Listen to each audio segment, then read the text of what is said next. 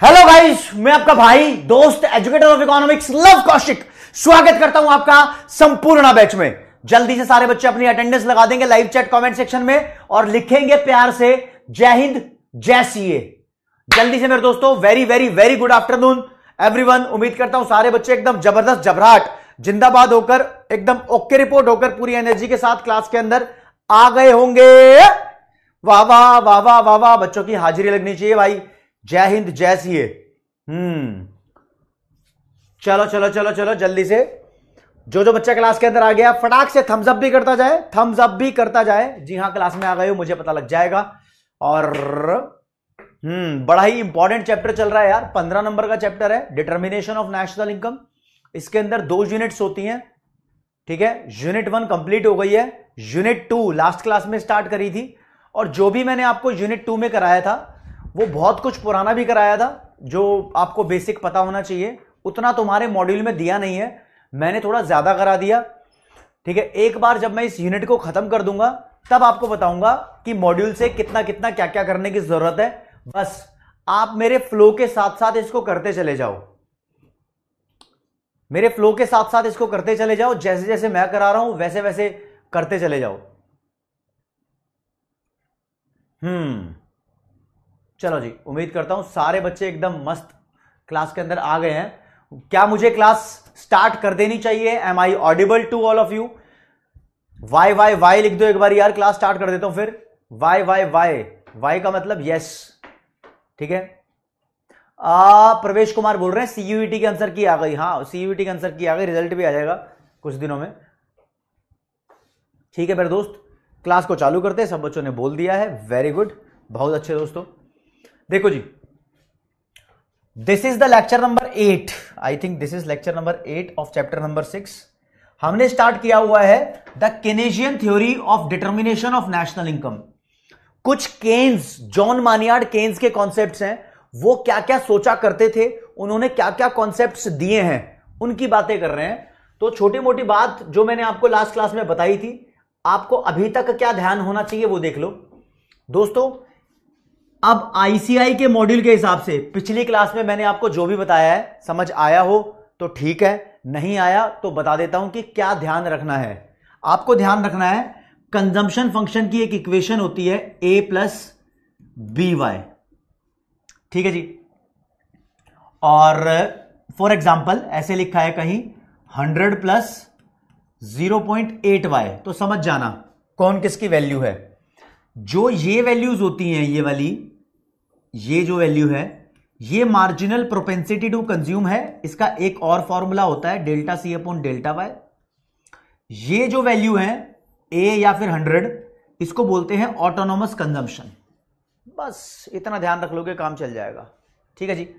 फिर मैंने आपको बताया सेविंग की इक्वेशन होती है, वो ऐसे ही बनती है माइनस ए, यानी जो ए लिखा था बार मान लो इसको माइनस ए कर दिया, प्लस 1 माइनस बी वाई। यार ये 1 माइनस बी क्यों लिख दिया मैंने, इसके बारे में लास्ट क्लास में थोड़ा सा बताया था। ये माइनस जैसे कि कहीं लिखा हो माइनस 100 प्लस 0.2 वाई, तो आप समझ जाना कि जो ये 0.2 या फिर 1 माइनस बी है, इसका मतलब है एमपीएस। इसका formula change in saving upon change in income होता है। एमपीएस सेविंग कर्व का स्लोप है, एमपीसी कंजम्पशन कर्व का स्लोप का नाम है। ये ऑटोनोमस सेविंग है जिसे तुम डिस सेविंग्स भी बोलते हो, ठीक है। इतना सा तुम्हें ध्यान रखना है बस। आगे की कार्यवाही, सीधा एक कॉन्सेप्ट दिया हुआ है, एग्रीगेट डिमांड क्या होता है, एग्रीगेट डिमांड एडी। चलो लिख देता हूं, एग्रीगेट डिमांड, शॉर्ट में एडी बोलना उसको। और दोस्तों इसी को बोलते हैं देश का aggregate expenditure.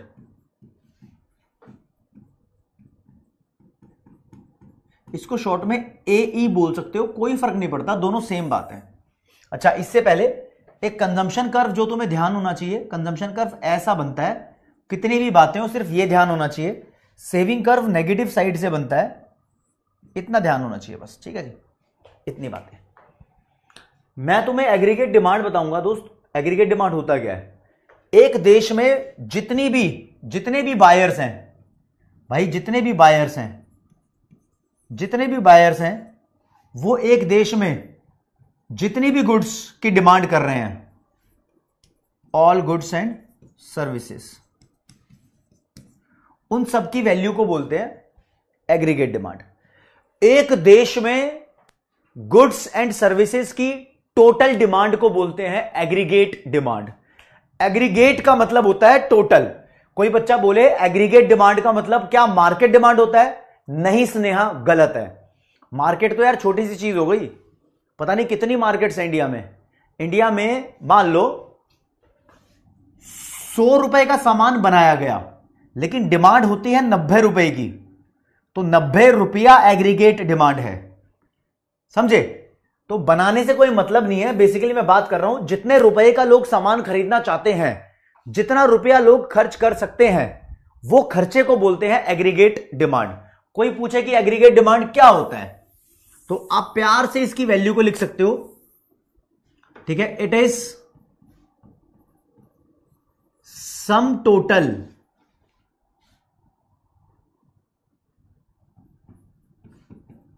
Of demand of all goods and services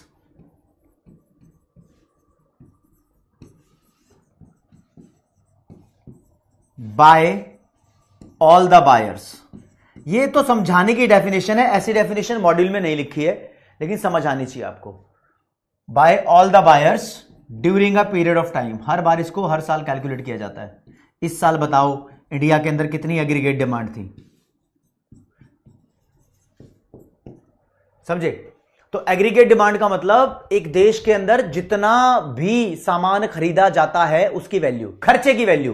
भाई डिमांड कर रहे हो तो ऑब्वियसली खर्चा होगा ना, देश का टोटल एक्सपेंडिचर। और नेशनल इनकम में जब तुम पढ़ते थे कि देश का टोटल एक्सपेंडिचर कर दिया, तो टोटल एक्सपेंडिचर को जीडीपीएमपी बोलते थे। तो एग्रीगेट एक्सपेंडिचर, एग्रीगेट डिमांड और जीडीपीएमपी एक ही बात होती है, लेकिन मैं इसको अभी और इलैबोरेट करके बताऊंगा, तब आपको समझ में आएगा। हां प्रिंस, ये मैक्रो डिमांड है। मैक्रो मतलब ओवरऑल हर चीज की डिमांड, हर चीज की डिमांड। जैसे कि मैं आपको बताऊं, एक देश में 3 बंदे रहते हैं, सिर्फ 3 बंदे। एक का नाम है अमर, दूसरे का नाम है अकबर, तीसरे का नाम है Anthony. Amar is planning to spend 500 rupees, Akbar is planning to spend 600 rupees, Anthony is planning to spend 900 rupees. तीनों का खर्चा ये दिया हुआ है, टोटल कर दो, 2000 आएगा। तो एक देश का टोटल खर्चा एग्रीगेट एक्सपेंडिचर या एग्रीगेट डिमांड यही है, ठीक है? यही है एक देश का टोटल खर्चा, बस, ठीक है? तो प्रिंस चाहे ये छोले भटूरे खाना चाहता हो, चाहे ये राजमा चावल खाना चाहता हो, चाहे ये टिक्की पापड़ी खाना चाहता हो, हमें मतलब नहीं है। जिस जिस सामान पर जो जो खर्चा किया है उसकी वैल्यू को टोटल कर दो। अब इंडिया में तो 140 करोड़ लोग हैं, है ना साक्षी? 140 करोड़ लोग हैं इंडिया के अंदर, सब का खर्चा। दृष्टि पूछ रही है सर प्रीवियस ईयर पेपर करने हैं। प्रीवियस ईयर क्वेश्चंस आपको करा रखे हैं। T20 सीरीज सीए वाला यूट्यूब चैनल पे लाइव सेक्शन है, वहां पर 1 से लेकर 5 तक के चैप्टर के आप पीवाईक्यू कर सकते हो, अगर अभी आपको करने हैं। बाकी जो मैं क्लासेस में क्वेश्चन करता हूं, कुछ मॉड्यूल के क्वेश्चन होते हैं, कुछ पीवाईक्यू होते हैं, वो आपके पास होते ही हैं, ठीक है? और एक बार सिलेबस खत्म हो जाए, आगे का प्लान आपको धीरे धीरे बताऊंगा, लेकिन अभी जितना करा रहा हूं उतना कर लो यार, ठीक है? चलो बात करते हैं। देखो जी, मैंने बोला आपको, जब लास्ट क्लास के अंदर मैंने पढ़ाना शुरू किया, मैंने आपको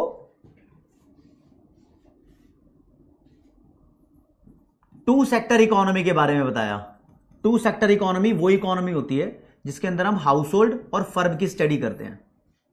सोचो एक देश में सिर्फ 2 ही सेक्टर हैं, हाउस होल्ड और फर्म।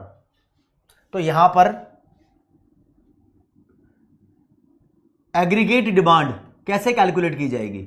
दोस्तों जब 2 ही सेक्टर हैं एक देश के अंदर, तो एग्रीगेट डिमांड, दोनों का खर्चा टोटल कर दो। Aggregate demand is equal to household का खर्चा C, और जो फर्म का एक्सपेंडिचर है उसको बोल देंगे I का मतलब इन्वेस्टमेंट। अब तुम्हारे सामने इंट्रोड्यूस होता है इन्वेस्टमेंट, ध्यान रखना। शुभ्रा दलाई बोल रही है कि सर रिपीट कर दो एडी। एडी का फुल फॉर्म है एग्रीगेट डिमांड। एग्रीगेट का मतलब होता है टोटल, तो एग्रीगेट डिमांड का मतलब देश में टोटल जितनी भी गुड्स एंड सर्विसेज खरीदी जाती हैं उसकी मनी वैल्यू, खर्चा, कितना खर्चा किया जाता है। ठीक है, तो आकाश मिश्रा जी बिल्कुल सही। एग्रीगेट डिमांड का फॉर्मूला होता है consumption plus investment. Investment, firm जो खर्चा करती है उसको इन्वेस्टमेंट मान लो, और जो हम खर्चा करते हैं उसको सी मान लो। लेकिन ये एग्रीगेट डिमांड का फॉर्मूला बार बार बदलता रहता है, बदलता रहता है। मैं बोलूं, अगर मैं स्टडी करूं 3 सेक्टर इकोनॉमी की, 3 सेक्टर इकोनॉमी का मतलब होता है हाउस होल्ड, फर्म, अब सरकार भी है, सरकार का मतलब जी।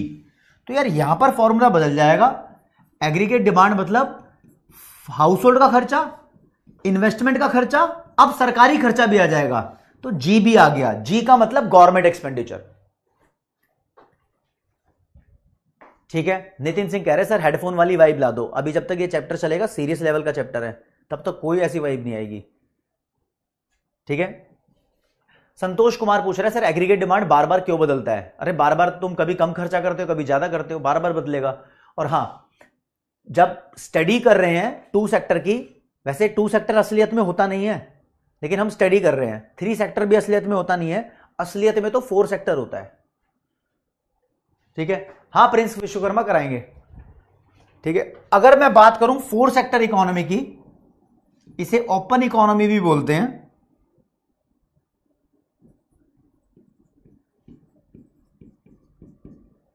जिसमें मैं हाउस होल्ड, फर्म और गवर्नमेंट के साथ साथ फॉरेन सेक्टर को भी स्टडी करते हैं, फॉरेन सेक्टर। तो यार इसमें सबका खर्चा जोड़ दो। देखिए, aggregate demand is equal to household का खर्चा, इन्वेस्टमेंट का खर्चा, सरकार का खर्चा, और फॉरेन सेक्टर का जो खर्चा होता है उसको बोलते हैं नेट एक्सपोर्ट, एनएक्स। एनएक्स की फुल फॉर्म क्या है? Net exports. यार ये नेट एक्सपोर्ट्स कैसे कैलकुलेट करते हैं? इसको कैलकुलेट करते हैं एक्सपोर्ट माइनस इंपोर्ट। ठीक है जी, बुक्स के अंदर यहां एक्स माइनस एम लिखा है, मैंने एनएक्स लिख दिया। फॉरेन सेक्टर का खर्चा, जो जो वो हमसे परचेज करते हैं, एक्सपोर्ट होता है, वो उनका खर्चा होता है। तो एक नेट खर्चा देखते हैं। मान लो हमने एक्सपोर्ट किया 10 रुपए का, हमने इंपोर्ट किया 6 रुपए का, तो नेट फॉरेनर्स का खर्चा वैसे तो 10 रुपया है, लेकिन नेट खर्चा हो गया 4 रुपया। तो ये नेट एक्सपोर्ट देखते हैं हम यहां पर। ठीक है जी, ये एग्रीगेट डिमांड के अलग अलग सेक्टर के अंदर फॉर्मूलाज हैं। ठीक है जी, अब बारी आती है एग्रीगेट सप्लाई की। एग्रीगेट सप्लाई, ठीक है जी, अभी बताते हैं आपको एग्रीगेट सप्लाई के बारे में।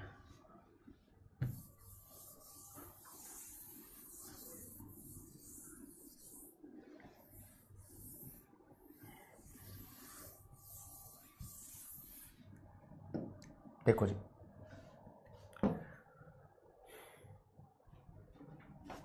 देश के अंदर जितना भी सामान प्रोड्यूस किया जाता है, टोटल आउटपुट, इसको बोलते हैं देश का टोटल प्रोडक्शन।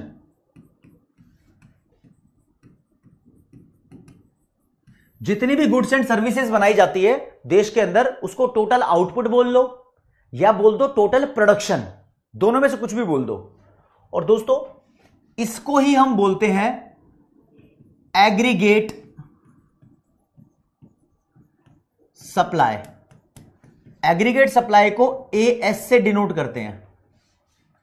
और जितना देश में प्रोडक्शन हुआ है उतनी ही नेशनल इनकम होती है, तो उसको हम वाई से ही डिनोट करते हैं। चलो दोबारा समझाता हूं। सबसे पहले सर्वेश, चाहे जितना भी बोरिंग लगे लेकिन तुम्हारे पेपर से रिलेटेड है, पेपर यहीं से पास होगा। माधव ये प्लान्ड अनप्लान्ड सब बताऊंगा, अभी तो जहां से सिखा रहा हूं वो तो सीख लो। देखो, सबसे पहले कॉन्सेप्ट आता है कि एग्रीगेट सप्लाई क्या होता है। एग्रीगेट का मतलब टोटल हुआ, एग्रीगेट सप्लाई का मतलब हुआ देश के अंदर जितनी भी गुड्स एंड सर्विसेज की सप्लाई हो रही है। सप्लाई तो तब होगी ना जब प्रोडक्शन होगा। तो मान लो देश के अंदर 100 किलो आलू बने हैं, 100 किलो आलू का प्रोडक्शन हुआ है, तो फेंकने के लिए तो नहीं हुआ, सड़ाने के लिए तो नहीं हुआ, बेचने के लिए हुआ ना प्रोडक्शन। तो देश में जो प्रोडक्शन होता है उतनी ही सप्लाई मानी जाती है। तो देश का टोटल प्रोडक्शन और टोटल सप्लाई एक ही बात मानी जाती है, जितना प्रोडक्शन हुआ है उतनी ही सप्लाई होगी। ठीक है, तो देश की एग्रीगेट सप्लाई का मतलब हुआ, अगर साधारण भाषा में देखोगे तो sum total of supply of all goods and services by all the sellers in a country. एक देश के अंदर सभी गुड्स एंड सर्विसेज की सप्लाई की बात हो रही है जो भी प्रोड्यूस हो रखी हैं, ठीक है, in a country during a period of time.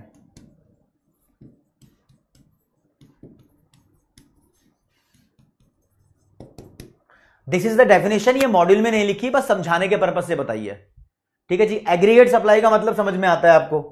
Okay report है, इतनी बात बोलो। यस यस यस, बात समझ में आती है तो आगे बढ़ते हैं, फिर इसको आगे बढ़ाते हैं, ठीक है। Okay, total supply of goods and services हो गई एग्रीगेट सप्लाई, ठीक है जी।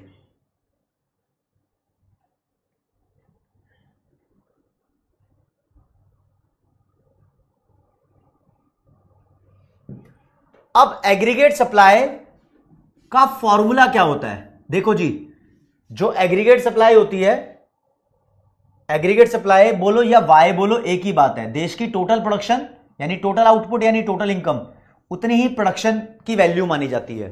एग्रीगेट सप्लाई और वाई एक दूसरे के बराबर होते हैं, सॉर्टेड है मामला, ठीक है। ओके, अब एग्रीगेट सप्लाई को तुम जब चाहो तब वाई लिख सकते हो, कोई भी आपसे बुरा नहीं मानेगा, कोई भी बुरा नहीं मानेगा, ठीक है। एग्रीगेट सप्लाई के फॉर्मूलाज 2 सेक्टर, 3 सेक्टर और 4 सेक्टर में क्या क्या होते हैं मैं लिख देता हूं, ठीक है जी। एग्रीगेट सप्लाई 2 सेक्टर में होता है कंजम्पशन प्लस सेविंग। तो कुल मिला के आप सोचोगे सर ये फॉर्मूला कैसे बना? दोस्त ये सारे फॉर्मूले वाई से बने हुए हैं, वाई से। आपका जो टोटल प्रोडक्शन है, या तो आप इसको कंज्यूम करोगे या सेव करोगे। वाई का फॉर्मूला याद है ना, इनकम कंजम्पशन प्लस सेविंग होता है, बस। 3 सेक्टर में सरकार भी आ जाएगी। जो आपकी इनकम है, मान लो 100 रुपए की इनकम है, 80 रुपए का खर्चा कर लिया, 10 रुपए की सेविंग कर ली, सरकार आई है तो टैक्स भी लेती है, 10 का टैक्स भी देना पड़ेगा। तो 3 सेक्टर इकोनॉमी के अंदर consumption saving plus tax formula हो जाता है। 4 सेक्टर इकोनॉमी के अंदर बदलता नहीं है फॉर्मूला, आप अपनी इनकम को 3 तरीके से तोड़ते हो, कुछ कंज्यूम करते हो, कुछ सेव करते हो, टैक्स तो यहां भी देना पड़ता है, बस इतना। ये 3 फॉर्मूलाज हैं। 3 और 4 सेक्टर का फॉर्मूला सेम है, यहां पर चौथी चीज ऐड नहीं हुई है, इतना ध्यान रखना। अभी तो सिर्फ ये फॉर्मूला बताया मैंने आपको। अभी आपके डाउट चेक कर लेता हूं, अभी भी कुछ बच्चों के डाउट है। एग्रीगेट सप्लाई को मैंने इनकम मान के ब्रेक किया है, एग्रीगेट सप्लाई और वाई एक ही बात है। चलो जी डाउट देखते हैं, बच्चा क्या पूछ रहा है यहां पर।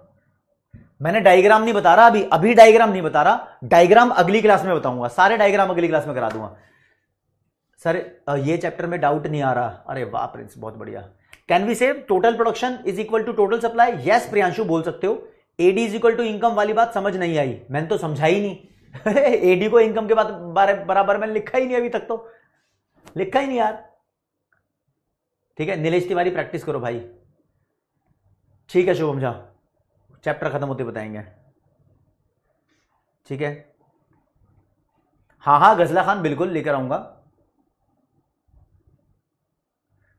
कृष्णा वो आपको मैंने प्रोवाइड कर रखा है T20 सीरीज के अंदर, ठीक है। Aggregate demand Sneha, market demand बहुत अलग बात है। चलो जी, एग्रीगेट डिमांड और एग्रीगेट सप्लाई का आपको मामला समझ में आ गया, आगे बढ़ते हैं। एग्रीगेट सप्लाई के ऊपर जो डाउट्स होंगे वो तो आगे भी चलते रहेंगे, कुछ जो आपके डाउट्स बचे होंगे वो मैं आपको डायग्राम जब कराऊंगा तब करा दूंगा। अभी मैं आपको डायग्राम नहीं करा रहा, ध्यान रखना, डायग्राम नहीं करा रहा, ठीक है जी। बात आती है डिटर्मिनेशन की। डिटर्मिनेशन का मतलब होता है दोस्त डिसाइड करना। क्या बोला मैं? डिटर्मिनेशन का मतलब डिटरमाइन करना, डिसाइड करना। Determination of equilibrium national income, यह चैप्टर का नाम भी है डिटर्मिनेशन ऑफ नेशनल इनकम। मैं बोलता हूं एक देश के अंदर इक्विलिब्रियम नेशनल इनकम कितनी होनी चाहिए? भाई नेशनल इनकम वाई होता है ना, वाई बोलो, एनएनपीएफसी बोलो, एग्रीगेट सप्लाई बोलो, एक ही बात है। यानी कुल मिला के यह सोचना है एक देश के अंदर टोटल कितना प्रोडक्शन करना है, एक देश में कितना प्रोडक्शन करना चाहिए भाई, पता ही नहीं कैसे। डिमांड को देखकर प्रोडक्शन करना चाहिए। जितनी डिमांड है लोगों के अंदर, जितना लोग माल खरीदना चाहते हैं, उतना प्रोडक्शन कर दो, इक्विलिब्रियम आ जाएगा। उतना प्रोडक्शन कर दो, इक्विलिब्रियम। राधिका मान के चलते हैं उसको, ठीक है। जितनी डिमांड है देश के अंदर, मान लो देश के अंदर 100 किलो आलू खरीदना चाहते हैं लोग, तो आप सिर्फ 100 किलो बनाओ ना, 101 किलो मत बनाओ ना, 99 बनाओ, कम ज्यादा मत बनाओ। तो डिमांड के हिसाब से सप्लाई कर दो, देश इक्विलिब्रियम में आ जाएगा। तो बोलते हैं जहां पर एग्रीगेट डिमांड देश की एग्रीगेट सप्लाई के बराबर होगी, वहां पर जो भी इनकम की वैल्यू होगी वो इक्विलिब्रियम इनकम होगी। ठीक है जी, ठीक है जी, मान गए, मान गए। तुम ऐसा लिखो, या एग्रीगेट डिमांड को तो एग्रीगेट डिमांड ही लिख दो, एएस को अगर तुम्हारा मन कर रहा है वाई लिखने का तो लिख दो। बच्चा बोलेगा सर एग्रीगेट सप्लाई इनकम के बराबर क्यों होती है, बताओ ना जरा, बताओ ना, बताओ ना। दोबारा बताता हूं, ये ऑलवेज है, क्या ऑलवेज एएस और वाई सेम है, ऑलवेज, चाहे इक्विलिब्रियम हो या ना हो। लेकिन जब इक्विलिब्रियम होगा तो एडी और एएस यानी एडी और वाई सेम मिलेंगे। देखो जी, ये मान लेते हैं हम एग्रीगेट सप्लाई देश के अंदर टोटल प्रोडक्शन है, टोटल प्रोडक्शन मान लो 100 रुपए का हुआ। अब बंदा बोलेगा सर जितने का प्रोडक्शन किया है उतने की इनकम कैसे होगी। मान लो 100 रुपए का हमारा माल नहीं बिका, 95 का बिक गया, फिर इनकम इतनी कैसे हो गई। हम बोलते हैं कि जो देश का टोटल प्रोडक्शन है ना, उसमें जितना माल बिका है वो ठीक है, उतनी तो अर्निंग हो गई, लेकिन जो बच गया ये ओनर ने खुद खरीद लिया। भाई साहब, जो प्रोड्यूसर है, जो ओनर है, बचा हुआ माल वो खुद यूज करता है ना, चाहे उसको सड़ाएगा, गलाएगा, फेंकेगा, घर में इस्तेमाल करेगा, लेकिन वो सारा माल खुद यूज करेगा। तो बोलते हैं कि उसने ही परचेज कर लिया। आकाश ठंड रख मेरे भाई, मिश्रा साहब ठंड रखो, सब बताऊंगा, ठीक है। ओके रिपोर्ट है। तो यहां पर मुझे बात समझ में आई कि एग्रीगेट सप्लाई की सारी वैल्यू वाई के बराबर हम मान के चलते हैं, ठीक है जी। अब भैया मैंने बोला, अबे आजा, कहां गई मेरी रबड़, रबड़ कहां गई, रबड़ रबड़ रबड़, बोर्ड मेरा है। हाँ ठीक है जी, मैं आपको बार बार अलग अलग सेक्टर के अंदर बता रहा था, तो आप देखिए।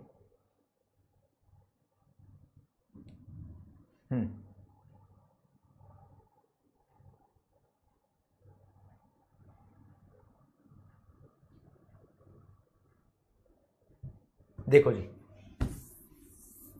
अब मैं इन सभी सेक्टर्स के अंदर आपको बताऊंगा इक्विलिब्रियम।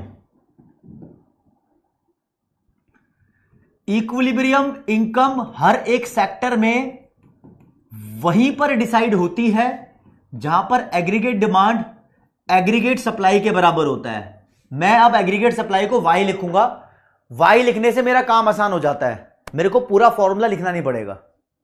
जहां पर एग्रीगेट डिमांड एग्रीगेट सप्लाई के बराबर होगी वहां पर इक्विलिब्रियम होगा। अब देखो, टू सेक्टर इकोनॉमी के अंदर एग्रीगेट डिमांड क्या होता है, सी प्लस आई, ये एग्रीगेट सप्लाई के बराबर होगा, तो यहां पर इक्विलिब्रियम।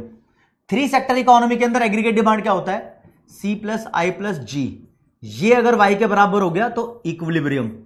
फोर सेक्टर इकोनॉमी के अंदर एग्रीगेट डिमांड होता है C plus I plus G plus net export, net export को एक्स माइनस एम लिख सकते हो, ये अगर एग्रीगेट सप्लाई के बराबर हो गया तो इकोनॉमी के अंदर इक्विलिब्रियम हो गया। अब यहां से ही पेपर में क्वेश्चन आता है, कम से कम 3 क्वेश्चन आएंगे इधर से, ये मुझे समझाना है आपको, ठीक है। 3 क्वेश्चन कम से कम आएंगे इधर से। ये तो हमेशा एग्रीगेट सप्लाई है, इसके फॉर्मूले को रायते की तरह फैलाने की जरूरत नहीं है, ओके। जैसे कि मैं अलग अलग भी आप लोगों के लिए लिख कर लाया हूं। फॉर एग्जांपल अगर मैं बात करूं टू सेक्टर मॉडल की, दोबारा रिवाइज कर लो, टू सेक्टर मॉडल की, तो aggregate demand C plus I होता है, aggregate supply C plus S होता है, ये तो सबको ही पता है। इसको वाई भी बोल सकते हो, कोई बुराई नहीं मानेगा अगर तुम इसको वाई बोल दोगे तो, ठीक है ना। अगर तुम इसको वाई बोल दोगे तो कोई बुरा ही नहीं मानेगा। क्या कर रहा हूं मैं, क्या कर रहा हूं मैं, क्या कर रहा हूं यार, ठीक है। आजा आजा आजा आजा, ओके रिपोर्ट है। तो बोलता है इक्विलिब्रियम, आजा आजा आजा, equilibrium is achieved when, equilibrium वहां पर अचीव होता है जहां पर एडी एएस के बराबर होता है। ये लाइन भी लिखी है, ये भी ठीक है। देखो कैसे, जहां पर एग्रीगेट डिमांड एग्रीगेट सप्लाई के बराबर होगी वहां पर इक्विलिब्रियम होगा। एग्रीगेट डिमांड का फॉर्मूला C प्लस आई, एग्रीगेट सप्लाई को Y लिख दो, या इसका फॉर्मूला C प्लस एस भी होता है। फालतू में लिख रहे हो, मतलब तोड़ना पड़ेगा फिर। ये C से C कैंसिल हो गया, इधर बचा I, इधर बचा S। तो कहते हैं इन दोनों की बराबरी पर भी इक्विलिब्रियम है और इन दोनों की बराबरी पर भी इक्विलिब्रियम है। कहां पर? सिर्फ 2 सेक्टर मॉडल में। तो इसलिए मैंने ये दोनों आइडेंटिटी लिखी है। इसे बोलते हैं ADAS अप्रोच और इसे बोलते हैं SI अप्रोच, बस।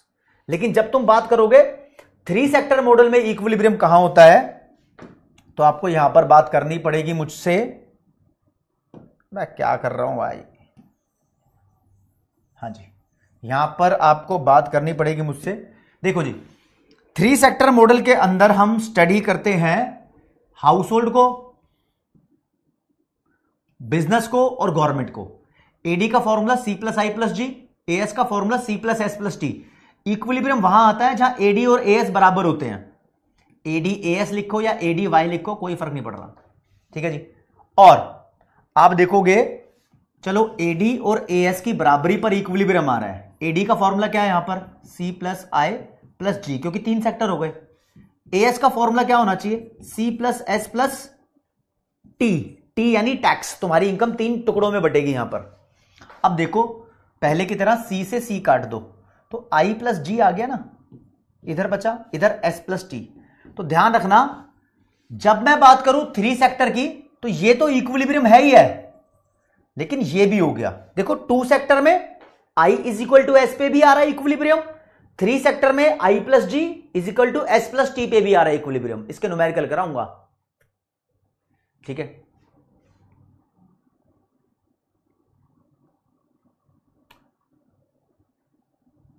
चलो जी आगे बढ़ते हैं। 4 सेक्टर मॉडल की बात करें, 4 सेक्टर मॉडल, तो यहां पर हाउस होल्ड, बिजनेस, गवर्नमेंट और फॉरेन सेक्टर सब पढ़ते हैं। इधर आपको पता होना चाहिए।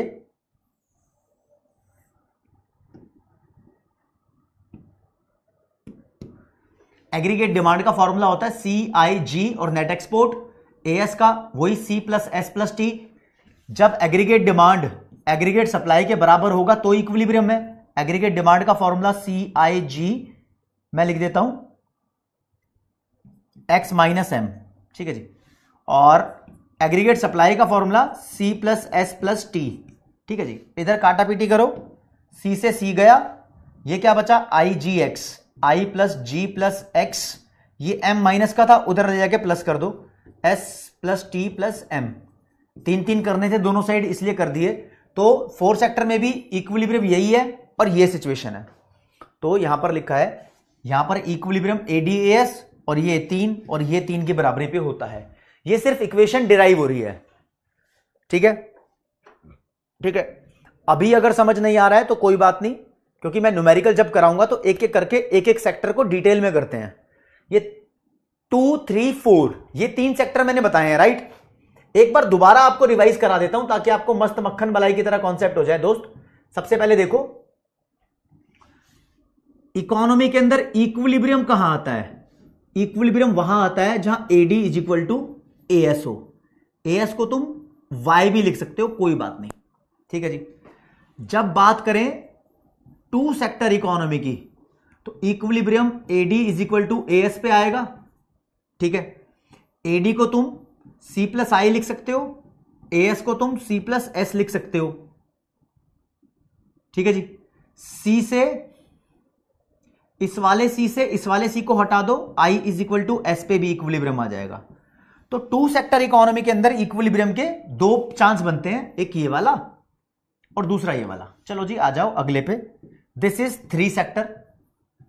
जब बात करेंगे 3 सेक्टर इकोनॉमी की तो यहां पर भी एडी और एएस की बराबरी पर इक्विलिब्रियम आता है। एडी को क्या बोलते हैं? C प्लस आई प्लस जी, क्योंकि 3 सेक्टर है तो 3 आइटम हो जाएंगे एडी के। एएस को बोलेंगे C plus S plus T, 3 item हो गए। यहां से ये C हटाओ, ये C हटाओ, तो बचेगा क्या?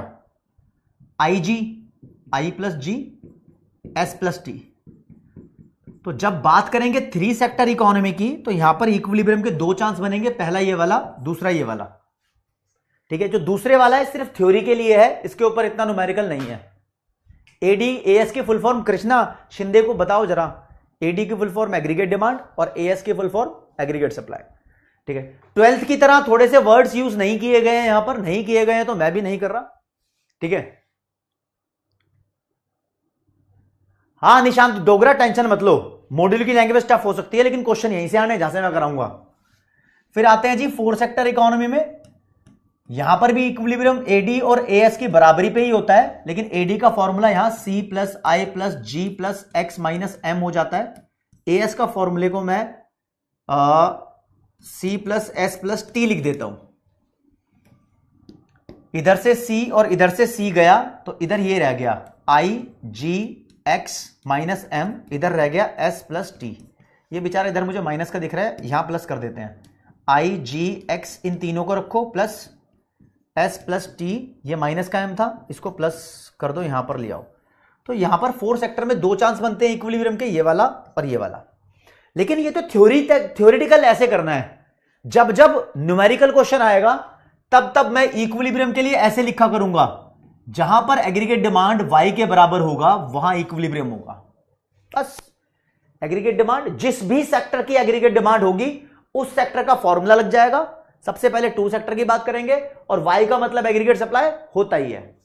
ठीक है जी, तो अगर आप चाहते 2 सेक्टर में ऐसे भी इक्विलिब्रियम लिख सकते थे, C प्लस आई जो कि AD होता है is equal to Y, Y का मतलब AS। काफी सारी जगह ऐसा भी लिखा हुआ है। 3 सेक्टर में चाहते हैं तो AD का फॉर्मूला ये होता है, Y को ऐसे ही लिख दो क्योंकि एग्रीगेट सप्लाई को Y बोल देते हैं ना। 4 सेक्टर में चाहते C plus I plus ji x minus M, इसको Y के बराबर लिख दो, ये एग्रीगेट सप्लाई है और ये तो एग्रीगेट डिमांड का फॉर्मूला है ना। तुम कैसे भी लिख सकते हो फॉर्मूले को। ठीक है, सारे के सारे सेम टाइप हैं, लेकिन अब मैं जब इस पे क्वेश्चन कराऊंगा तब आपको ज्यादा क्लियर होगा। ठीक है जी, अब मैं एक बार आपके डाउट्स देख लेता हूं, इन चीजों को 2 बार बता चुका हूं। हाँ जी, वेरी गुड यश शर्मा, बहुत बढ़िया। एस का मतलब सेविंग है अभिजीत, टी का मतलब टैक्स है। आप अपनी एग्रीगेट सप्लाई देखो ना, एग्रीगेट सप्लाई मतलब टोटल इनकम, देश की टोटल इनकम के 3 टुकड़े कर सकते हो। मान लो 100 रुपए इनकम है, 70 रुपए का कंजम्पशन एग्जांपल के तौर पे, 20 रुपए की सेविंग, 10 रुपए का टैक्स, इनकम में से ये सब कर दिया ना, तो इस तरीके से। ठीक है जी, ओके रिपोर्ट है। चलो जी, 4 सेक्टर इकोनॉमी पर फाइनेंशियल सेक्टर भी तो होता है। फाइनेंशियल सेक्टर तो अंदर ही मान लो फर्म के अंदर ही आ रहे हैं, उसमें ही होता है। वो मैं आपको जब कराऊंगा सर्कुलर फ्लो उसके अंदर ये थ्योरी में बता दूंगा। ठीक है, क्वेश्चन नंबर सोल्व हो रहा है, इकोनॉमिक्स का क्या करें। क्वेश्चन नंबर सोल्व हो रहा है, बढ़िया बात है तो विकास, और मैं सॉल्व भी करके दिखा देता हूं। चलो एक बार पीछे पड़ जाते हैं 2 सेक्टर के। किसके पीछे पड़ते हैं? 2 सेक्टर के। 2 सेक्टर इकोनॉमी के अंदर क्वेश्चन आता है, कहता है कंजम्पशन की वैल्यू गिवन है 100 प्लस 0.8 वाई, इन्वेस्टमेंट की वैल्यू गिवन है 100। यहां पर आपसे क्वेश्चन कितने सारे पूछ रहा है। देखो जी, इतनी इंफॉर्मेशन देके पहले आपको बोल रहा है पार्ट ए, कहता है कैलकुलेट इक्विलिब्रियम इनकम, एक एमसीक्यू आएगा। ठीक है जी, दूसरे पार्ट में बोलता है एमपीएस बताओ, तीसरे पार्ट में बोलता है ऑटोनोमस कंजम्पशन बताओ, चौथे पार्ट में बोलता है कंजम्पशन एक्सपेंडिचर बताओ। मतलब ये तो कंजम्पशन की इक्वेशन दी हुई है ना, उसकी वैल्यू बताओ अब तुम।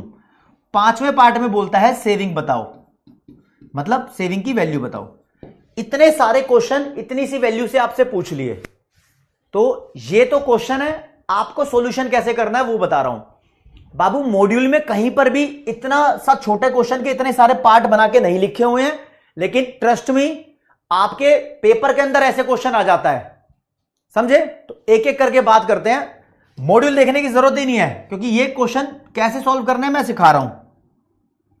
चलो जी, आंसर की बात करें तो सबसे पहले ध्यान रखना, पहला पार्ट सॉल्व करेंगे इक्विलिब्रियम का।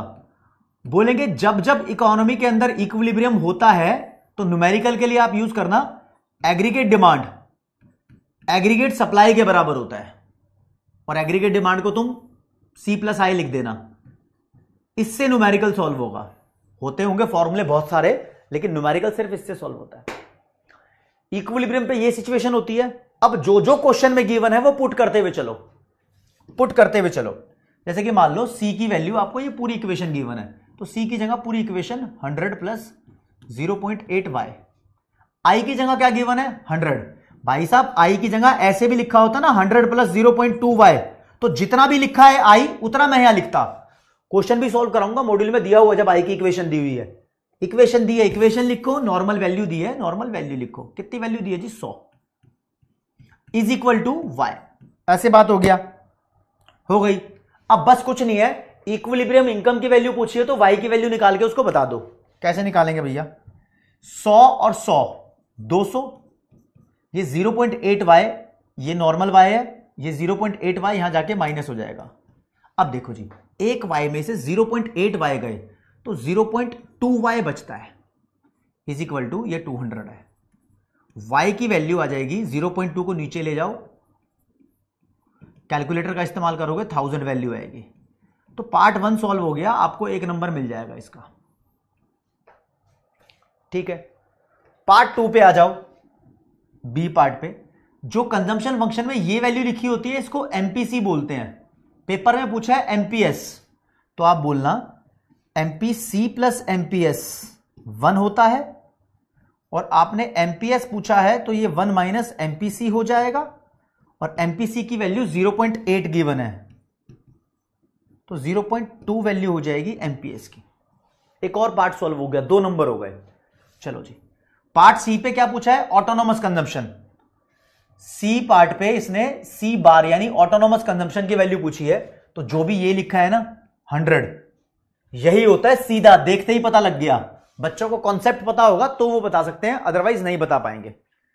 ठीक है जी, वेरी गुड सलोनी, उत्सव, क्रिश। डी पार्ट में क्या पूछा है? कंजम्पशन एक्सपेंडिचर, यानी इस इक्वेशन की वैल्यू, तो आप लिखना C is equal to 100 plus 0.8y। तो आपको इसकी वैल्यू निकालनी है। वैल्यू कैसे निकलेगी?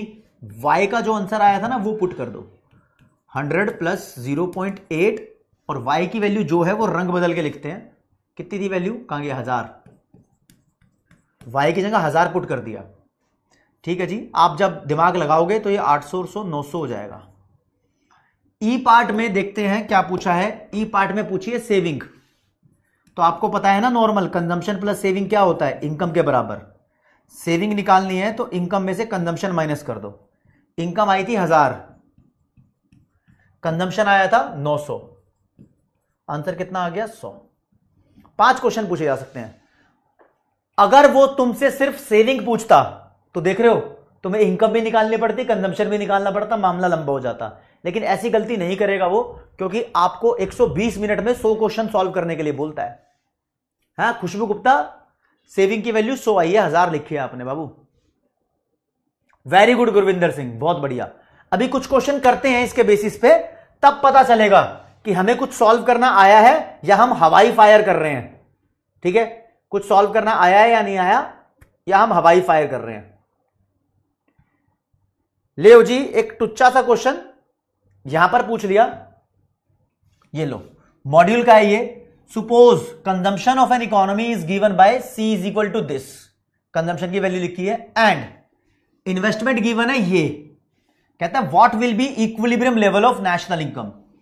Equilibrium level of national income पूछा है। हम बोलेंगे देखो जी, C की वैल्यू क्या गिवन है? 20 प्लस 0.6y। I की वैल्यू क्या गिवन है? इक्वेशन है, जैसा भी गिवन है वैसे ही लिख दो ना, ये गिवन है। हमसे एक ही बात पूछी है तो हम बोलेंगे इक्विलिब्रियम पे तो ये लिखा है एग्रीगेट डिमांड। क्या लिखा है ये? Aggregate demand. भाई C और I की तो वैल्यू गिवन है, एग्रीगेट डिमांड के 2 ही कंपोनेंट गिवन है, दोनों को प्लस करेंगे। ये एग्रीगेट सप्लाई के बराबर होना चाहिए। ठीक है जी, वैल्यूज पुट करते चलो। C की वैल्यू ये पूरी इक्वेशन, इसकी जगह लिखेंगे 20 प्लस 0.6y, प्लस में I की जगह ये पूरी इक्वेशन क्या बनेगी? 10 plus 0.2y is equal to y। अब 10 और 20 इनको प्लस कर दो, 30 हो गया। 0.6y और 0.2y दोनों को प्लस करोगे तो 0.8y हो गया इज इक्वल टू y। अब 30 इज इक्वल टू y, ये यहां जाके माइनस का हो जाएगा 0.8y। अब 30 इज इक्वल टू 1y में से 0.8y गया तो ये 0.2y बचेगा। अब 0.2 नीचे ले जाओ, y की वैल्यू आ जाएगी, कितनी आएगी? 150 आएगी। कैलकुलेटर का इस्तेमाल कर सकते हो, ये निकाल रखा मॉड्यूल ने आंसर, और ये किया है हमने, आपके सामने पेश है। ठीक है, श्रेयांश 1150 लिखा है बाबू, आपने गलती से लिख दिया होगा, मैं समझता हूं। ठीक है जी, ओके रिपोर्ट है। मामला समझ आया या नहीं आया?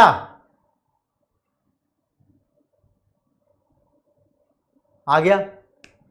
एक मुश्किल क्वेश्चन की तरफ चलते हैं दोस्तों। कभी कभी क्वेश्चन टूटा हुआ मिल सकता है, टूटा हुआ। देखते हैं कैसा टूटा हुआ। मान लो ये मिल गया, calculate marginal propensity to consume and marginal propensity to save. कहता है एमपीसी की वैल्यू निकालो और एमपीएस की वैल्यू निकालो। तुम्हें घुमा रहा है, मतलब इक्विलिब्रियम कुछ पूछा ही नहीं है, लेकिन तुम सॉल्व करना इक्विलिब्रियम ही, उसमें जो जो बचा होगा वो कैलकुलेट हो जाएगा। ठीक है, दो चीज पूछी है आपको, वैल्यू दी है इक्विलिब्रियम में नेशनल इनकम की। कितनी वैल्यू दी है भैया? Equilibrium income. इस बार कैलकुलेट नहीं करना, आपको दे दिया। ऑटोनोमस कंजम्पशन एक्सपेंडिचर दिया है 300, सी बार दिया है 300, पूरा कंजम्पशन नहीं दिया, सिर्फ ऑटोनोमस दिया है। इन्वेस्टमेंट दिया है 100। भाई साहब आप देखो, पहली बात तो तुम्हारे पास कंजम्पशन होना चाहिए। कंजम्पशन क्या होता है? Autonomous consumption plus MPC into Y, यही होता है ना। तो ऑटोनोमस कंजम्पशन दिया हुआ है 300, एमपीसी तो कैलकुलेट करना है। एमपीसी को बी लिख दो, बी सही रहेगा। लेकिन वाई की वैल्यू आपको गिवन है, वाई की वैल्यू कितनी गिवन है? 2500। चलो जी, सी हो गया, आई हो गया। ओके, इक्विलिब्रियम पे आ जाओ। कहते हैं जब भी इक्विलिब्रियम होता है तो ये एडी एएस के बराबर होता है, राइट? एडी एएस के बराबर होता है, राइट और रॉन्ग? तो आप अपनी वैल्यू पुट करते हुए चले जाओ, जो भी गिवन है। सी की वैल्यू अभी अभी निकाली है, ये 300 plus B multiplied by 2500 plus investment की वैल्यू कितनी गिवन है? 100 इज इक्वल टू वाई।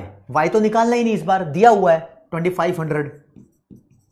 अपना एक काम करेंगे, 100 और 300 कितना होता है? 400। 400 इधर है तो ये 400 2500 में से माइनस हो जाएंगे, 2100 इधर आ जाएगा। इधर बचेगा सिर्फ ये B.2500। इतना तुम्हें समझ में आना चाहिए। थोड़ा दिमाग ले लो मैंने किया क्या है, थोड़ा दिमाग ले लो मैंने किया क्या है। 300 और 100 को प्लस किया 400, 400 2500 में से माइनस कर दिया, 2100 आ गया। ओके, अब ये B यानी एमपीसी कैसे निकलेगा? ये 2100, 2500 नीचे चला जाएगा, काटा पीटी, 2 0 से 2 0 गई, 21/25 आ जाएगा। क्या आएगा? 21/25। और 21/25 एग्जैक्टली क्या होता है? 0.84।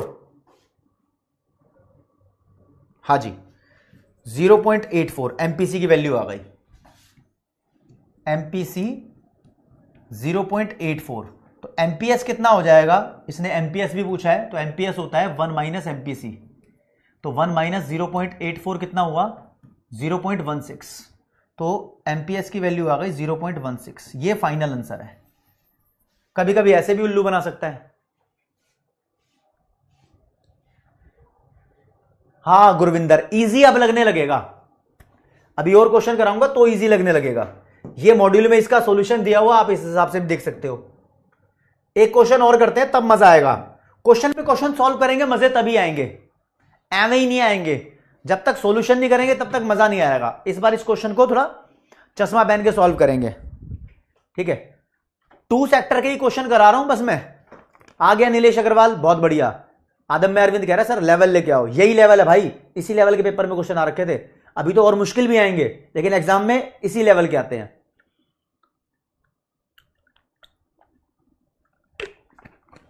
और भी कराता हूं भी, ये 2 सेक्टर का लेवल है, फिर 3 सेक्टर का आएगा तो वो पता लगेगा।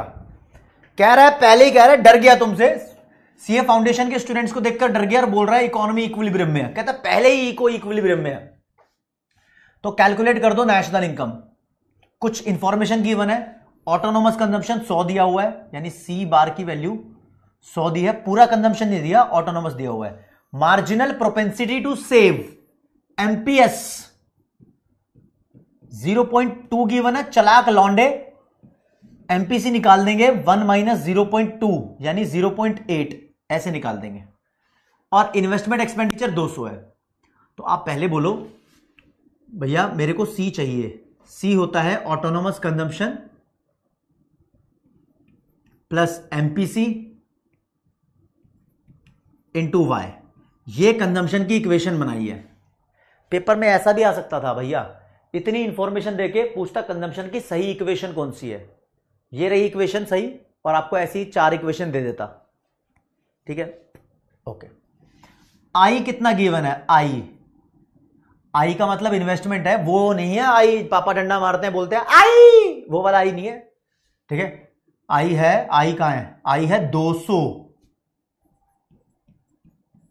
तो बोल रहा है इक्विलिब्रियम इनकम निकालनी है, तो आप प्यार से उसको समझाना कि लव सर ने सिखा रखा है जब जब इक्विलिब्रियम में होगा तो ये एडी का फॉर्मूला लिखा है, ये एएस के बराबर होना चाहिए।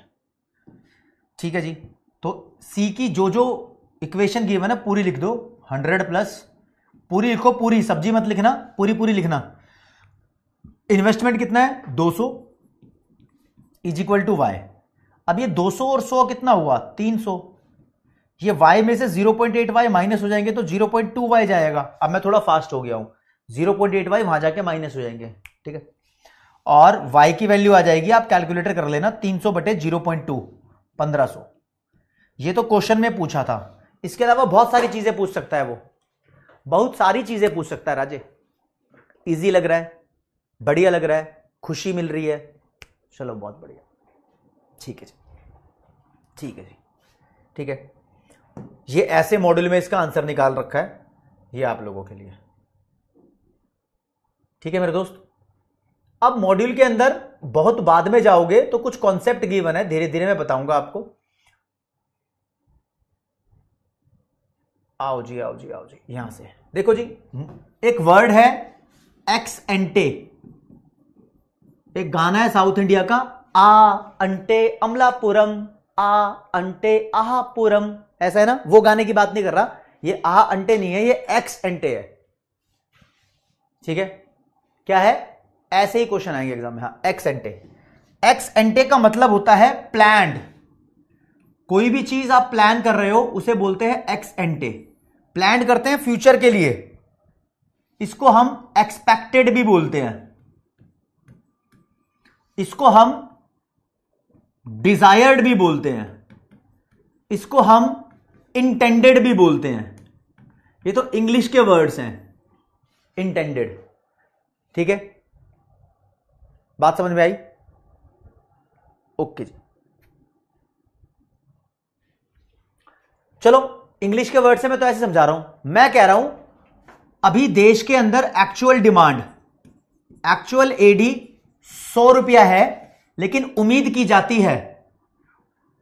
जाती है कि अगले साल की डिमांड 150 रुपया और 120 रुपया हो जाएगी, अगले साल की एग्रीगेट डिमांड 120 हो जाएगी। तो दोस्त जो उम्मीद किया जाता है इसको बोलते हैं एक्स एंटे, जो अभी है इसको बोलते हैं एक्चुअल या फिर एक्स पोस्ट।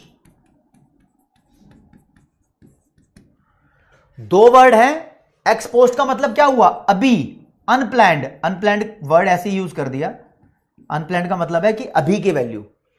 अच्छा, इकोनॉमिक्स क्यों पढ़ते हैं हम भाई साहब? इकोनॉमिक्स पढ़ते हैं पॉलिसी मेकिंग के लिए, कुछ प्रॉब्लम्स होती है ना उसको सॉल्व करने के लिए। तो एट प्रेजेंट क्या वैल्यू है किसी भी चीज की हमें कोई फर्क नहीं पड़ता, हमें बस ये देखना है कि फ्यूचर में क्या होना चाहिए। अभी कम है तो फ्यूचर में ज्यादा कर देंगे। तो हम जितने भी कॉन्सेप्ट पढ़ते हैं एक्चुअल वाले स्टडी नहीं करते, हम सारे कॉन्सेप्ट एक्सपेक्टेड यानी प्लान्ड एक्सेंटे वाले स्टडी करते हैं। तो जब जब तुमसे पूछा जाए एग्रीगेट डिमांड क्या होती है तो हम बता देंगे देश के अंदर सभी गुड्स एंड सर्विसेज की डिमांड का टोटल एग्रीगेट डिमांड होता है, लेकिन हम जो पढ़ते हैं वो प्लान्ड एग्रीगेट डिमांड पढ़ते हैं। तो मॉड्यूल के अंदर लैंग्वेज प्लान्ड वाली यूज कर रखी है। फ्यूचर में कितनी होनी चाहिए, फ्यूचर में अगर तुम्हें दिखाई दे रहा है कि डिमांड इतनी होगी और ये बहुत ज्यादा है तो सरकार टैक्स लगा के कम करवा देगी, सॉल्यूशन तो ले सकती है। अगर तुम्हें दिख रहा है कि डिमांड होगी नहीं, फ्यूचर में जीरो है, तो सरकार टैक्स हटा देगी, इंसेंटिव देगी। तो इसलिए हम फोरकास्ट करते हैं कि डिमांड कितनी होगी, उसके हिसाब से अभी पॉलिसी बना लेते हैं ताकि फ्यूचर को ठीक कर दें। तो कोई पूछे आपसे कि आप एक्सेंटे वाले कॉन्सेप्ट पढ़ते हो या एक्सपोस्ट वाले, हम बोलेंगे पढ़ते तो दोनों हैं, लेकिन यूज में हमारे एक्सेंटे वाले ही आते हैं ज्यादा। Ravi Rajput, yes it is beneficial. ठीक है, जैसे कि मॉड्यूल में लिखा हुआ यार, एक डेफिनेशन लिखी है एग्रीगेट सप्लाई की, तो उसमें लिखा है एक्स एंटे और प्लान्ड एग्रीगेट सप्लाई। तो आप समझ जाना, डरना मत कि क्यों लिखा है ये एक्स एंटे और प्लान्ड। तो क्या होता है ये, it is the total supply of goods and services which firm in a national economy plan on selling during a specific time period. कहता है ये देश की टोटल सारी गुड्स एंड सर्विसेज हैं जो देश के लोग इस प्लान कर रहे हैं कि कितना बेचना है। एग्रीगेट सप्लाई हमेशा देश के टोटल प्रोडक्शन के बराबर होती है, यह भी ध्यान रखना है। यह मॉड्यूल में लिखी हुई डेफिनेशन है, ठीक है, ओके। एग्रीगेट डिमांड क्या लिखा है, aggregate demand is total planned expenditure in the economy. Planned मतलब एक्स एंटे, ऐसे लिखा हुआ है। समझ गए क्यों लिखा हुआ है। और इक्विलिब्रियम आउटपुट की बात करें तो इक्विलिब्रियम आउटपुट तब ऑकर करता है जब desired amount of output demanded, desired मतलब यार फिर से एक्स एंटे, जो भी तुम सोच रहे हो उतना डिमांड, आउटपुट की उतनी डिमांड एग्जैक्टली इक्वल आ जाएगी अमाउंट प्रोड्यूस्ड। अमाउंट प्रोड्यूस्ड का मतलब एग्रीगेट सप्लाई,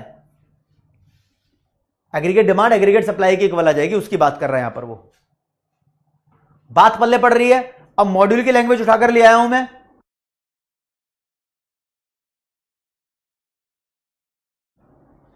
समझे इस बात को। मॉड्यूल में वो प्यार से नहीं बोलता कि इक्विलिब्रियम वहां होता है जहां एडी और एएस बराबर होते हैं। मॉड्यूल में वो गुस्से से बोलता है, वो बोलता है इक्विलिब्रियम वहां होता है जहां desired amount of output demanded will be exactly equal to amount produced. तुम्हें उल्लू बनाने की पूरी पूरी कोशिश करता है।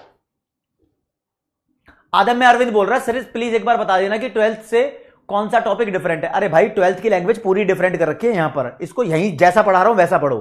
काफी सारी चीजें 12th में जैसी थी वैसी नहीं रहेंगी यहां पर, तो तुम इसको प्रॉपर सीए फाउंडेशन मान के पढ़ो। 12th का हटाओ, थोड़ा बहुत सेम लग रहा है उसको लगने दो, क्या जा रहा है तुम्हारा, सेम लग रहा है तो लगने दो ना,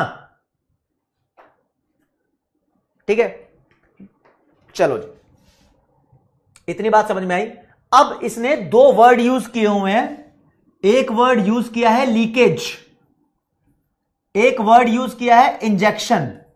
जब थ्योरी लिख रहा है मॉडल तो उसने वर्ड यूज किया इंजेक्शन। लीकेज और इंजेक्शन का मतलब समझना जरा ध्यान से। लीकेज तुम डेली सुबह करते हो, है ना, वॉशरूम में रेस्टरूम में जाके लीकेज होती है, बॉडी में से कुछ हल्का होता है ना, वो लीकेज मतलब कुछ निकल गया। इंजेक्शन क्या होता है, जब डॉक्टर लगाता है इंजेक्शन, कुछ हमारी बॉडी में डाल देता है, ठीक है, मतलब कुछ एक्स्ट्रा डाल देता है। तो ये लीकेज और इंजेक्शन जैसे शब्द देश के लिए भी इस्तेमाल किए जाते हैं। ऐसी चीजें जिनसे देश में प्रोडक्शन बढ़ जाए, जिनसे देश में प्रोडक्शन बढ़ जाए, उन चीजों को बोलते हैं इंजेक्शन। इंजेक्शन वो हो गया ऐसे आइटम्स जिसकी वजह से देश में आउटपुट बढ़ जाए, आउटपुट बढ़ जाए, इनकम बढ़ जाए, प्रोडक्शन बढ़ जाए, उन सबको बोलते हैं इंजेक्शन। लेकिन जिसकी वजह से आउटपुट कम हो जाए उसको बोलते हैं लीकेज। तो वजह देखते हैं, वजह, ठीक है, वजह देखते हैं कौन कौन इंजेक्शन है, कौन कौन लीकेज है। देखो जी, लीकेज की बात करूं, सेविंग, जितना पैसा तुम सेव करोगे, सेविंग से क्या होता है, तुम पैसा सेव करते हो, सेव करोगे तो इसका मतलब खर्चा कम कर रहे हो। तुमने खर्चा कम किया तो दुकान वाले का सामान कम बिकेगा, कम बिकेगा तो वो कम खरीदेगा फैक्ट्री से, तो फैक्ट्री के अंदर माल बेकार जाएगा और वो धीरे धीरे आउटपुट को कम कर देंगे। आपकी सेविंग की वजह से देश का आउटपुट कम हो जाता है। इसलिए दुबई के अंदर सेविंग के ऊपर टैक्स लगता है। हमारे देश में तो इनकम पे टैक्स लगता है ना, दुबई में लगता है सेविंग के ऊपर टैक्स। तुम जितना ज्यादा सेव करोगे उतना ज्यादा टैक्स देना पड़ेगा। दुबई की गवर्नमेंट कहती है जितना कमा रहे हो सारा खर्च दो भाई, सारा खर्च दो। जर्मनी में भी ऐसे होता है, कहते हैं सारा खर्च कर दो। क्यों? जितना खर्चोगे उतना सामान ज्यादा बिकेगा दुकानदार का, फिर बिकेगा तो टोटल प्रोडक्शन भी ज्यादा होगा, प्रोडक्शन ज्यादा होगा तो नौकरियां बढ़ेंगी, तो देश की तरक्की होती रहेगी, है ना। चलो, सेविंग हो गया। अगला लीकेज है टैक्स। सरकार टैक्स बढ़ा देगी तो सामान महंगा हो जाएगा। टैक्स बढ़ाने से सामान महंगा होता है, लोग कम खरीदते हैं, कम खरीदेंगे तो फिर प्रोडक्शन भी कम होगा। वही वाली लाइन चलेगी सोच की, ठीक है। अगला है इंपोर्ट। क्या है? इंपोर्ट। जब तुम विदेशों से माल खरीद लोगे तो अपने देश में घंटा प्रोडक्शन होगा। जब हम खरीद रहे हैं माल विदेशों से तो अपने देश में काहे का प्रोडक्शन बे? हम ले आए अमेरिका से, चाइना से, रशिया से, तो अपने देश का माल बिकेगा ही नहीं, तो अपने देश में प्रोडक्शन कम हो जाएगा। हां माधव, देखता हूं जिन चीजों से आउटपुट बढ़ेगा वो होते हैं इंजेक्शन। कैसे? Number 1 consumption. आप दबा के कंजम्पशन एक्सपेंडिचर करते रहो, जितना ज्यादा खर्चोगे उतना माल बिकता रहेगा, प्रोडक्शन भी ज्यादा होता रहेगा। जितना ज्यादा खरीदोगे माल बिकता रहेगा और प्रोडक्शन भी ज्यादा होता रहेगा। फिर अगला है सरकार की तरफ से किया जाने वाला पर्सनल खर्चा। गवर्नमेंट अपना एक्सपेंडिचर करती है, सब्सिडीज वगैरह देने लग जाएगी, गवर्नमेंट खुद पैसा खर्च करने लग जाएगी। तो ये भी सड़क बनवा रही है, हॉस्पिटल बनवा रही है, स्कूल बनवा रही है, लोगों को सब्सिडीज दे रही है, तो लोगों की परचेजिंग पावर बढ़ा रही है और खुद के खर्चे की वजह से दुकान वालों का माल बिक रहा है तो फिर देश में प्रोडक्शन ज्यादा होगा। एक है जी इन्वेस्टमेंट। जितना ज्यादा इन्वेस्ट करोगे उतनी ज्यादा फर्म खुलेगी, मशीन आएगी, प्रोडक्शन होगा। एक है जी एक्सपोर्ट।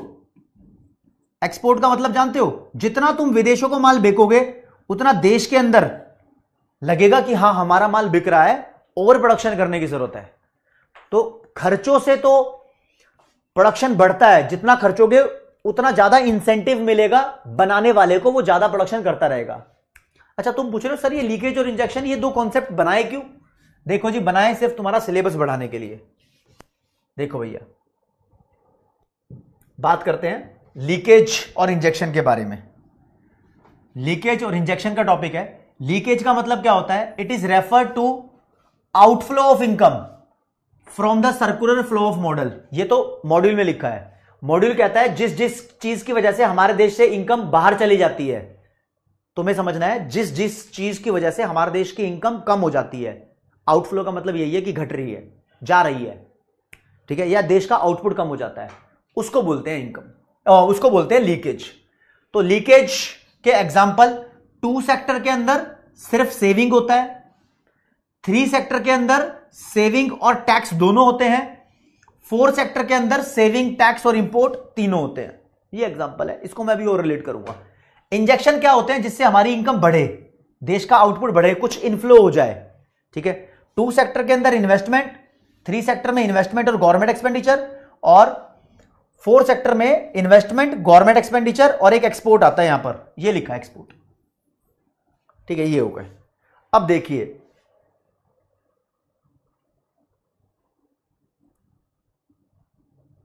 अब देखिए मेरे दोस्त, एक मैंने यहां पर आपको टर्मिनोलॉजी पढ़ाई थी, इक्विलिब्रियम आउटपुट। हाँ जी, इक्विलिब्रियम आउटपुट वो सिचुएशन होती है जहां पर एडी और एएस बराबर होते हैं, राइट दोस्त। ऐसा भी बोलते हैं इस सिचुएशन में इंजेक्शन और लीकेज भी एक दूसरे के बराबर हो जाती हैं। इंजेक्शन और लीकेज भी एक दूसरे के बराबर हो जाती हैं। तुम बोलोगे सर ये तो क्या बोल रहे हो? हम बोल रहे हो हां भाई, इक्विलिब्रियम पे इंजेक्शन और लीकेज भी एक दूसरे के बराबर होती है। तुम चाहे चेक कर लो, चेक करा देता हूं। चेक करा देता हूं भाई, चेक कर लो इसको तुम। देखो जी, टू सेक्टर में इक्विलिब्रियम की बात कर रहे हैं। जब मैंने आपको शुरू शुरू में सिखाया, टू सेक्टर में एडीएएस की इक्वालिटी पे और इन्वेस्टमेंट और सेविंग की इक्वालिटी पे इक्विलिब्रियम आता है। इन्वेस्टमेंट कौन है? इंजेक्शन। सेविंग कौन है? लीकेज। दोनों साइड बराबर है। चलो जी, थ्री सेक्टर पे आ जाओ। ये इन्वेस्टमेंट और गवर्नमेंट एक्सपेंडिचर है, ये दोनों ही इंजेक्शन है। सेविंग और टैक्स है, ये दोनों ही लीकेज है। तो आपको इक्विलिब्रियम पे इंजेक्शन और लीकेज भी बराबर दिखाई दे रहे होंगे। फोर्थ सेक्टर पे देखोगे तो मैंने इक्वेशन एडजस्ट की थी और 3 आइटम इधर और 3 आइटम इधर आ गए। ये तीनों एग्जांपल है इंजेक्शन के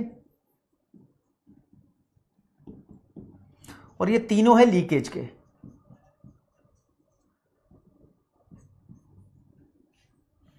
समझे नहीं समझे? मॉड्यूल में ये टॉपिक है सलोनी, बीच बीच में लाइनों में दिया हुआ है, तो वो लाइनों को उठाकर मैं कॉन्सेप्ट तुम्हारे सामने इलैबोरेट कर रहा हूं। ठीक है, जिस बच्चे को क्वेश्चन सॉल्व करने नहीं आए, बहुत शांति से फैजान मैं कराता हूं, टेंशन मत लो। पहले डाउट ले लूं, पहले डाउट लेता हूं। जिस बच्चे को समझ नहीं आया उसको भी मैं क्रैक करा देता हूं।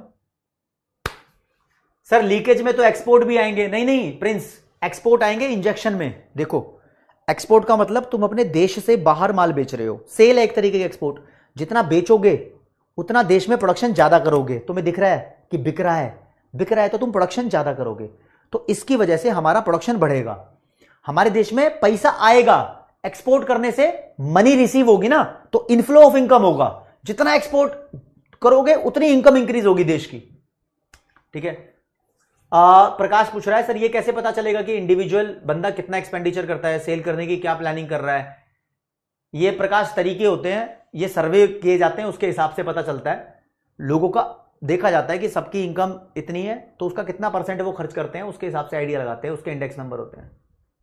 ठीक है सर, प्रियांशु पूछ रहे हैं sir leakage and injection mean inflow outflow of money. हाँ कह सकते हो, ये भी कह सकते हो।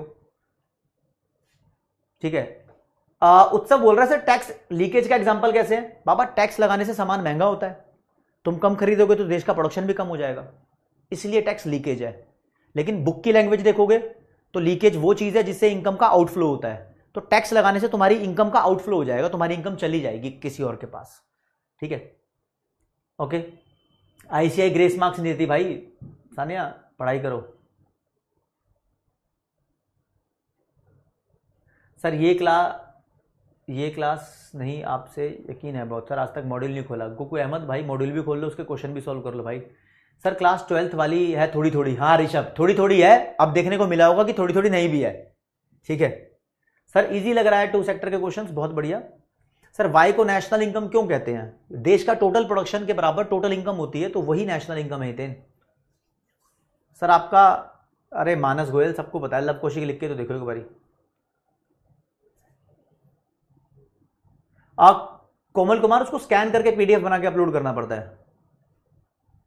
सर 50 नंबर ओनली कैसे लाए टिप्स? क्या बात कर रहे हो? सिलेबस कंप्लीट करो, रिवाइज करो, एमटीपी आरटीपी करो, रेस्पेक्टिव सब्जेक्ट्स के पीवाईक्यू करो और फिर पेपर देने जाओ। समर्थ जोशी ने पूछा सर एग्रीगेट सप्लाई में टैक्स कैसे आया? एनी लॉजिक एक्सप्लेन करो।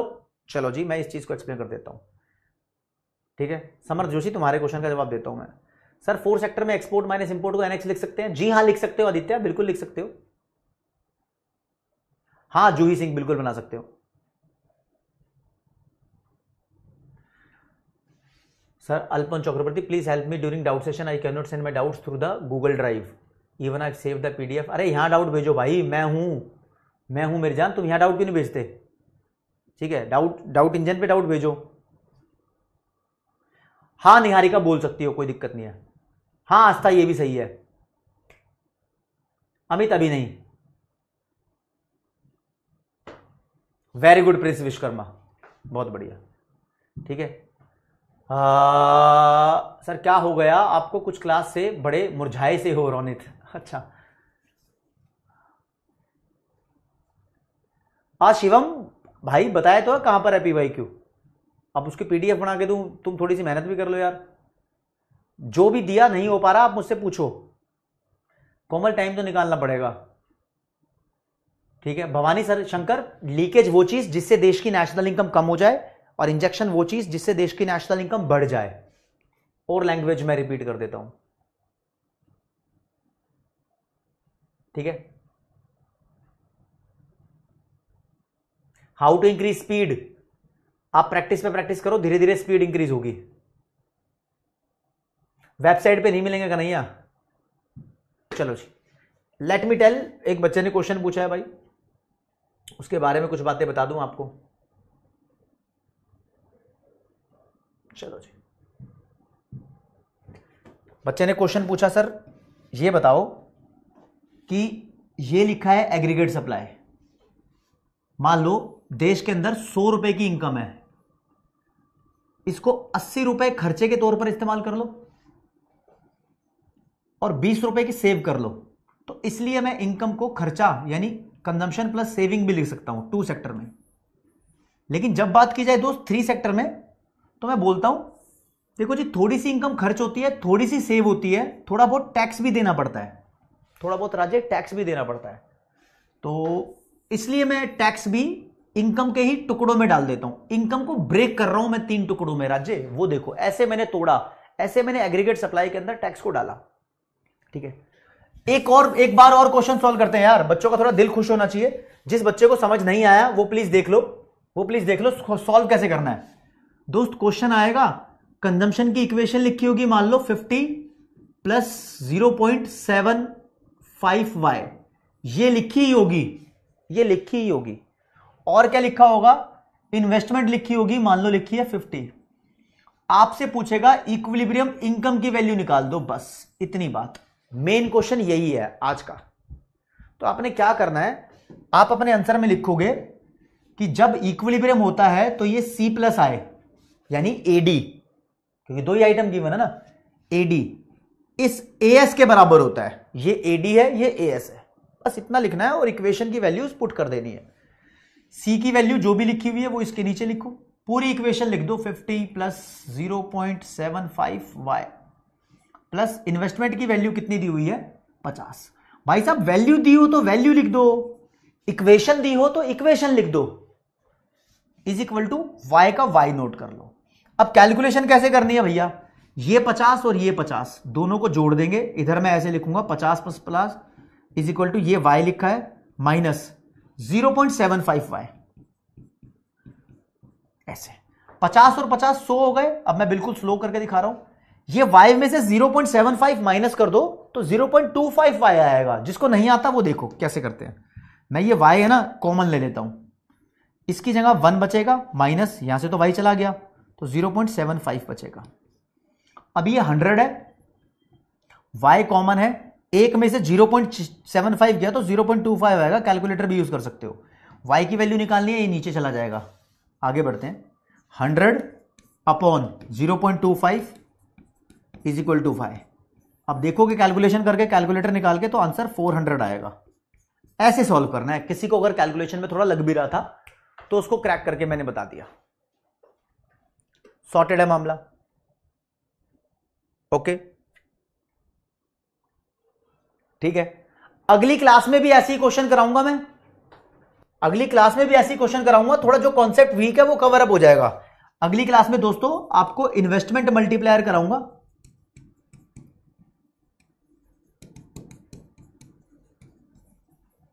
इन्वेस्टमेंट मल्टीप्लायर जैसे कुछ क्वेश्चंस कराऊंगा और डायग्राम्स भी करा दूंगा।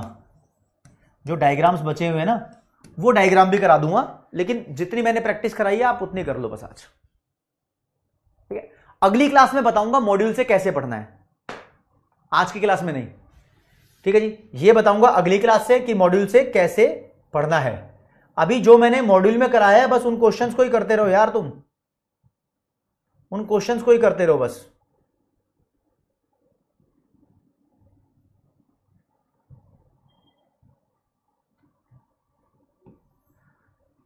कोई भी डाउट है बता दो भाई, अब मैं तुम्हारे डाउट्स लेने वाला हूं। बच्चे बोलेंगे सर आपने आज वो तो कराया ही नहीं, एमसीक्यूज तो कराया ही नहीं। बिल्कुल कराता हूं भाई, अभी कराता हूं, तो मैं एमसीक्यूज भी कराता हूं, एमसीक्यूज भी कराता हूं, आपसे पूछ लेता हूं। चलो जी, मैं यहां दे रहा हूं ऑप्शन एमपीसी, दूसरा है ऑप्शन एमपीएस। बताओ जी, स्लोप ऑफ कंजम्पशन कर्व क्या होता है? दो ही ऑप्शन है, एमपीसी और MPS. Slope of consumption curve बता दो, दोनों में से क्या होता है? आपसे छोटे छोटे क्वेश्चंस पूछ रहा हूं, बहुत लप्पू लप्पू से। हाँ स्नेहा,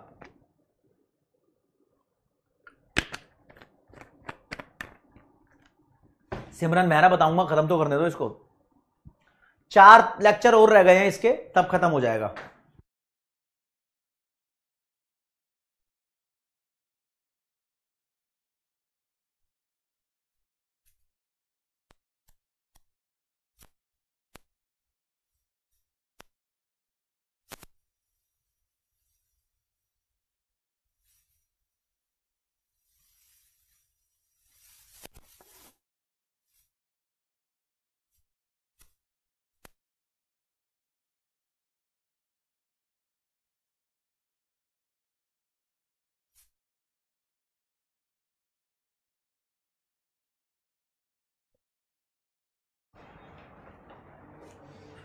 टाइम तो खत्म हो गया, देखते हैं।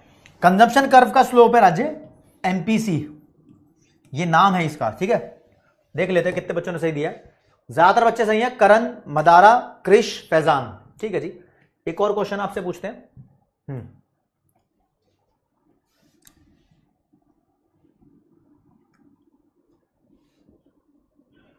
इंटरसेप्ट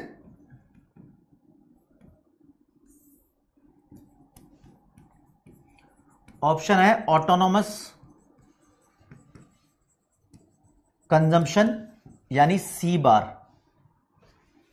और ऑप्शन बी है इंड्यूस्ड कंजम्पशन, ऑप्शन सी है एमपीसी। बताओ आंसर क्या होगा? मतलब intercept of consumption curve, consumption curve के इंटरसेप्ट की वैल्यू क्या होती है? मान लो ये कंजम्पशन कर्व है, ये जो लिखा है ये वैल्यू क्या होती है? 30 सेकंड है तुम्हारे पास।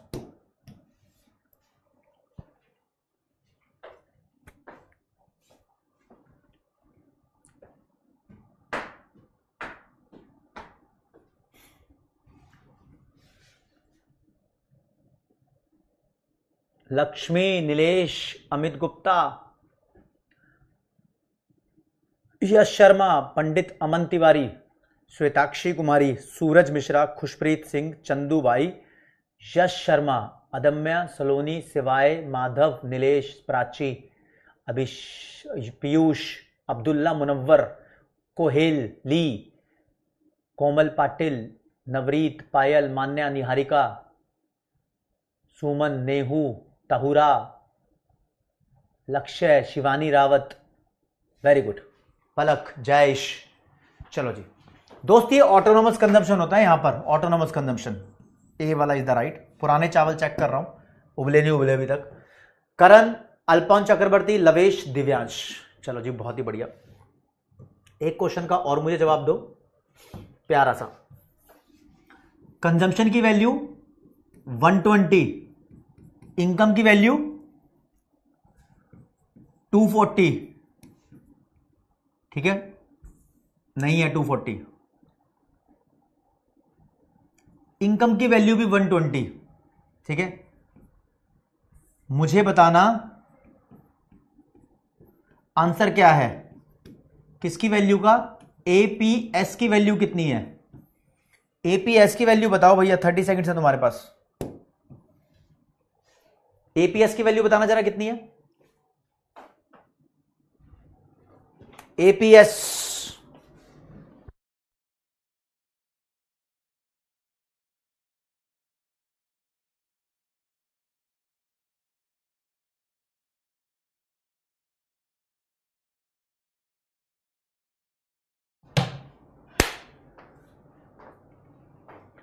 काशवी, फॉर्मूलाज लिखने हैं, फॉर्मूलाज। देखो दोस्त, एपीसी का फॉर्मूला होता है कंजम्पशन अपॉन इनकम। कंजम्पशन दिया हुआ है 120, इनकम दी हुई है 120, आगे answer 1। APC plus APS is equal to 1 होता है, तो एपीएस हो जाएगा 1 माइनस एपीसी। लास्ट क्लास के कॉन्सेप्ट है ये, तो 1 माइनस 1, एपीएस 1 आया ना, आंसर विल बी 0। तो ए वाला will be the right answer in that case.